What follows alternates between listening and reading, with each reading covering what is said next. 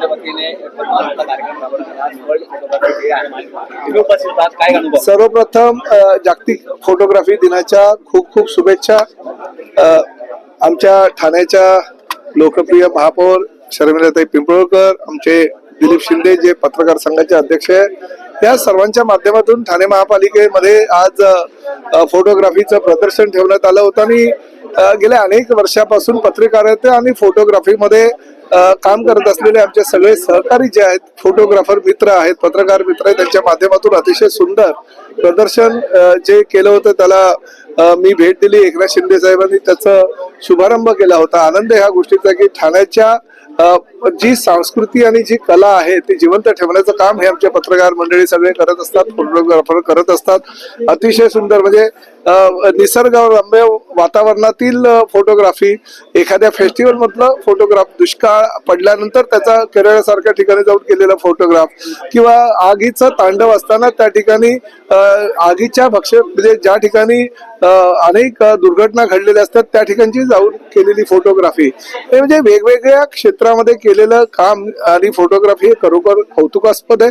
ठाणे महानगरपालिकेच्या माध्यमातून जे जे काही सहकार्य त्यांना लागतात ते सगळं सहकार्य करण्याची भूमिका ही आमच्या महापौरांनी घेतलेली असल्या कारणानं मी त्यांचंही मनापासून कौतुक करतो. भविष्यामध्ये अजूनही जर काही आवश्यकता लागेल तर ती आवश्यकता पुरवण्याची संधी सुद्धा आम्हाला उपलब्ध होईल याची सुद्धा मी खात्री बाळगतो. आरटीओचा ड्राईव्ह राबवण्यात येणार आहे, कशा पद्धतीने असणार आहे? महाराष्ट्रामध्ये जर व्यवसाय करायचा असेल, महाराष्ट्रामध्ये जर पैसे कमवायचे असतील, महाराष्ट्रामध्ये जर मराठी संस्कृतीला जो अभिजात भाषेचा दर्जा मराठीला दिलेला आहे त्याचं रक्षण करायचं असेल आणि त्याचा मान सन्मान ठेवायचा असेल तरच महाराष्ट्रामध्ये व्यवसाय करता येईल. राज्याचा परिवहन मंत्री ह्या नात्यानं मी 1989चा जो नियम आहे त्या नियमाचं पालन सगळ्या रिक्षा आणि टॅक्सी चालकांनी करावं असं आवाहन केलेलं आहे. पूर्वी 1 मे म्हणजे महाराष्ट्र दिन ते स्वातंत्र्य दिन असा 105 दिवसाचा उपक्रम कोकण मराठी साहित्य परिषद आणि मुंबई मराठी साहित्य ग्रंथाच्या संघाच्या माध्यमातून राबवला होता. त्याला प्रचंड प्रतिसाद मिळाला. 1,65,600 रिक्षा आणि टॅक्सी ड्रायव्हरनी त्यात प्रशिक्षण घेतलं. तो उपक्रम पुढेही हिंदू हृदय सम्राट बाळासाहेब ठाकरे यांच्या नावानं तो अभियान चालू ठेवावं अशा सूचना आमचे नेते एकनाथ शिंदे साहेबांनी मला दिलेल्या आहेत. आणि मराठी भाषा मंत्री उदय सामंत यांनी त्या माध्यमातून कारवाई करण्याच्या सूचना सुद्धा त्यांच्या विभागाला दिलेल्या आहेत. त्यामुळे तो उपक्रम चालूच राहील. ज्याला अजूनही मराठी शिकायचं असेल, मराठी रिक्षा टॅक्सी चालकांना त्या अभियानाच्या माध्यमातून ते मराठी शिकू शकतात. परंतु शेवटी परिवहन खात्याची ती जबाबदारी नाही. परिवहन खातं हे कायद्याच्या कक्षेमध्ये असून त्या कायद्याच्या कक्षेनुसार कारवाई करणारं हे परिवहन खातं आहे. आमच्या डिपार्टमेंटच्या सगळ्या आरटीओना सूचना दिलेल्या आहेत. राज्यामध्ये ज्या ज्या अमराठी लोकांना मराठीचं ज्ञान नसेल, उद्यापासून आमचे आरटीओचे अधिकारी त्याची मौखिक चाचणी करतील, तपासणी करतील. त्यांना जर मराठी येत असेल तर सोन्याहून पिवळं. आम्हाला आनंद आहे त्या गोष्टीचा. कोणाच्या रोजीरोटी हिसकून घ्यायची ही भूमिका शिवसेनेची नाही आणि महायुती सरकारची तर नाहीच नाही. आणि त्या माध्यमातून मुंबई, ठाणं हे आम्ही देशातील विविध राज्यातून आलेल्या लोकांना आवाहन करतो, तुम्ही या, इकडे व्यवसाय करा, इकडे तुम्ही चांगल्या प्रकारे पैसे कमवा, परंतु ह्या मराठीचा मान सन्मान ठेवलाच पाहिजे. मराठी संस्कृतीचं तुमचं नातं जुळलंच पाहिजे आणि त्यासाठी जे जुजबी मराठीचं ज्ञान आहे ते तुम्हाला आलंच पाहिजे. उद्यापासून आमचे आरटीओचे अधिकारी राज्यातील विविध ठिकाणी ज्यांना अमराठी रिक्षा टॅक्सी चालक असतील त्यांना जर मराठी येत नसेल तर नोटीस देतील.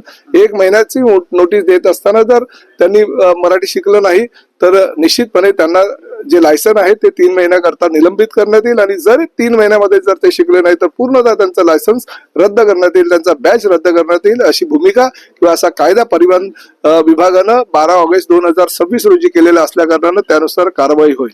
आजही आमचं हेच म्हणणं आहे, आजही आमचं हेच आव्हान आहे. कुणाचीही रोजीरोटी आम्हाला हिसकायची नाही, पण महाराष्ट्रामध्ये जर राहायचं असेल तर मराठी अनिवार्य आहे. मराठी शिवाय पर्याय नाही. सुप्रीम कोर्टात सुनावणी सुरू आहे. कपिल सिब्बलांनी मागणी केलेली आहे की पक्ष चिन्ह आणि पक्षाचं नाव आहे ते कुठे? कपिल सिब्बल गेल्या 5-7 जे तारखा सुप्रीम कोर्टामध्ये चालू आहे तेच ते बोलतायत.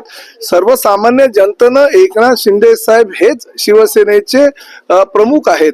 हे शिवसेनेचे धनुष्यबाण ज्यांना दिलेले आहेत तेच प्रमुख आहेत. आणि फक्त कोर्टानं नव्हे, फक्त निवडणूक आयोगानं नव्हे तर सर्वसामान्य जनतेने सुद्धा 2024 साली झालेल्या विधानसभेच्या निवडणुकीमध्ये, 2025-26 साली झालेल्या महापालिकेच्या आणि जिल्हा परिषद पंचायत समितीच्या निवडणुकीमध्ये दाखवून दिलेलं आहे. एकनाथ शिंदे साहेबांच्या नेतृत्वाच्या खालील शिवसेना पक्षाला प्रचंड प्रतिसाद मिळालेला आहे. जनतेचा कौल, जनतेच्या न्यायालयामध्ये आम्ही यशस्वी झालेलो आहे. त्यामुळे धनुष्यबाणही आमचंच आहे आणि शिवसेना ही 4 अक्षरं जी हिंदू हृदय सम्राट बाळासाहेब ठाकरे यांची आहे, ज्यांचे विचार पुढे एकनाथ शिंदे साहेब घेऊन जात आहेत, हे एकनाथ शिंदे साहेबांच्या नेतृत्वाखाली शिवसेनेचं हे सिद्ध झालेलं आहे. आणि आमची जेव्हा सुनावणीची वेळ येईल तेव्हा आमचे वकील आमची बाजू आमच्या न्यायालयामध्ये मांडतील. पक्षचिन्ह चोरी करून तुम्ही पक्षाचे मालक होऊ शकत नाही असं आदित्य ठाकरे ते जे बोलायचे ते त्यांना बोलू द्या. न्यायालयामध्ये आमची भूमिका आम्ही स्पष्ट करेल आणि जनतेच्या न्यायालयामध्ये आम्ही त्यांच्यापेक्षा काही पटीने पुढे गेलेलो आहोत. सर, पण बाळासाहेब ठाकरेंनी आणलेला धनुष्यबाण गोठवण्याची मागणी कुठेतरी न्यायालयात फार म्हणजे दुःखाची गोष्ट आहे की शिवसेना प्रमुखांचा जो सिम्बॉल होता, शिवसेनेचं जे धनुष्यबाण होतं, ते धनुष्यबाण योग्य प्रकारे त्याचा वापर सर्वसामान्य शिवसैनिकांच्या माध्यमातून एकनाथ शिंदे साहेबांच्या नेतृत्वाखालील शिवसेना करत असताना तो धनुष्यबाण गोठवावा. जे विचार, त्यांचे विचार तर तुम्ही गोठवले होते आतापर्यंत शिवसेना प्रमुखांचे काँग्रेस आणि राष्ट्रवादी बरोबर जाऊन, परंतु आता धनुष्यबाण सुद्धा गोठवतायत. दुःखदायक आणि खेददायक गोष्ट आहे.